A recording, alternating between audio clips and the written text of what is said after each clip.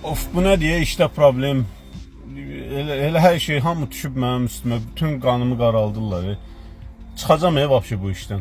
Və belə fikirlə adətən daha çox cavanlarda rastlaşılır. Harasa işə düzəlirlər və xırda bir dənə nəsə düz gəlməyəndə elə bilirlər ki, bu olmamalıdır və problemdir. Ümumiyyətlə bir işdə işləyirsinizsə, hansı nəyinsə düz gəlməməsi, kimdənsə aranızın dəyməsi, bu tam təbii bir haldır və elə bilməyin ki, başqa işə geçsəz orada hər şey yaxşı kimi gedəcək. Bütün işlərin özünün problem kimi mən onu qələmə vermək istəmirəm. Bütün işlərin özünün axarı elə budur.